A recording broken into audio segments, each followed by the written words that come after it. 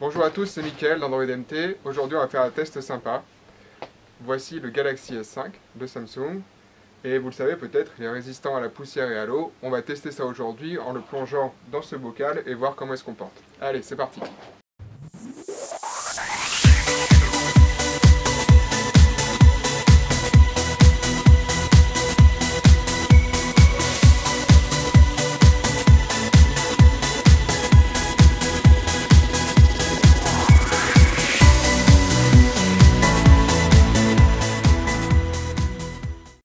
Samsung a offert au Galaxy S5 une certification IP67, ce qui signifie qu'il est résistant à la poussière et à l'eau.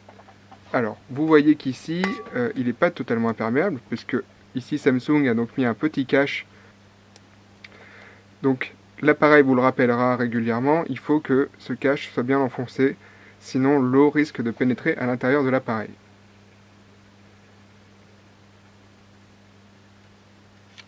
Il faut aussi que la coque soit bien enfoncée partout. Vérifiez bien. Voilà. Alors, on va d'abord plonger l'appareil, le laisser quelques instants, le ressortir et voir comment il se comporte, si on peut toujours appuyer sur les touches et s'il se rallume, dans un premier temps. Voilà, donc là il est totalement immergé. Je le ressors, je l'égoutte un petit peu. On le rallume. Déjà ça fonctionne. Au niveau du tactile, on n'a pas de souci. S'il y a un petit peu, vous voyez, il vaut mieux essuyer l'écran parce que là il a du mal à... il est moins réactif.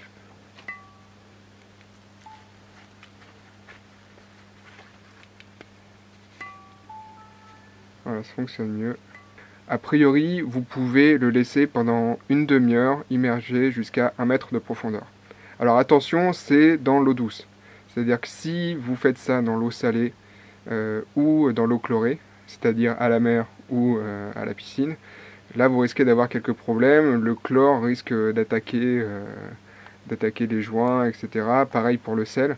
Donc a priori, vous pouvez vous baigner avec, c'est-à-dire l'oublier négligemment dans la poche de votre caleçon de bain. Mais c'est pas recommandé. On va lancer l'application préalablement. Voilà. On va lancer la vidéo et on va le plonger. Voilà, là il est en train de filmer.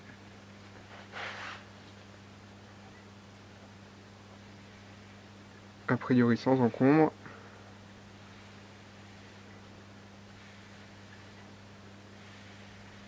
Je vais faire un petit tour.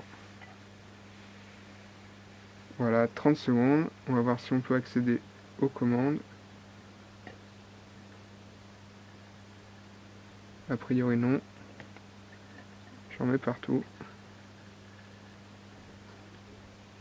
Voilà, alors le problème c'est que vous ne pourrez pas prendre de photos sous l'eau par exemple. Vous pouvez lancer une vidéo, vous amuser. Alors à la piscine, évidemment, c'est pas, c'est pas conseillé à cause du chlore, hein, mais vous pouvez vous amuser à lancer une petite vidéo, voir ce que ça donne sous l'eau, mais c'est pas fait pour. Voilà.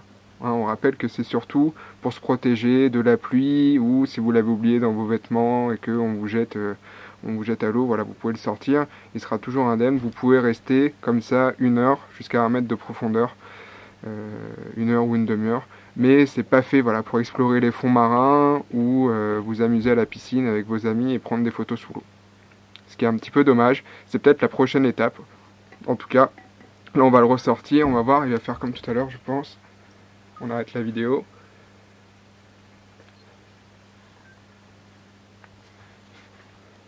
On revient à l'accueil. Voilà, hein, le tactile a un peu de mal, c'est normal, c'est l'eau qui vient faire pression en même temps, donc on l'essuie un peu.